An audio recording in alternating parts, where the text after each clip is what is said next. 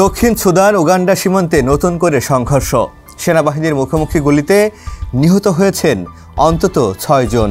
দীর্ঘদিনের মিত্র দুই দেশের মধ্যে হঠাৎ কেন এই রক্তক্ষয়ী সংঘর্ষ? আর এই সংঘর্ষের প্রভাবে ঘরছাড়া হচ্ছেন হাজারো নিরীহ মানুষ।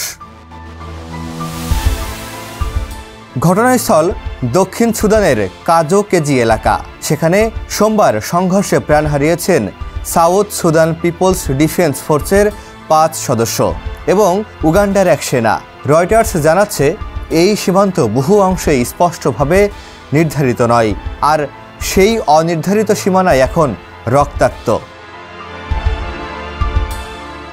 উগান্ডা বলছে, দক্ষিণ সুদানের সেনারা অনুমতি ছাড়া তাদের পশ্চিম নীল এলাকায় ঢুকেছিল এবং জায়গা ছাড়তে অস্বীকৃতি জানায়। উগান্ডার সেনাবাহিনী তখন রীতিমতো ট্যাঙ্ক ও কামান ব্যবহার করে আক্রমণ চালায়।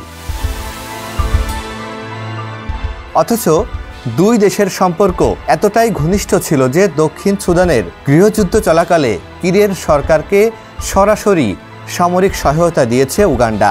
স্বাধীনতার আগেও উগান্ডা ছিল দক্ষিণ সুদানের প্রধান সমর্থক।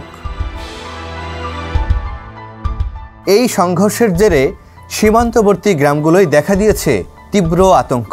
ঘরবাড়ি ছেড়ে নিরাপদ আশ্রয়ের খোঁজে পলায়ন শুরু করেছেন স্থানীয়রা। যদিও ঠিক কত মানুষ ঘর ছাড়ছেন তা এখনও স্পষ্ট নয়, তবে সংখ্যা কয়েক হাজারের কাছাকাছি বলেই জানিয়েছে স্থানীয় প্রশাসন।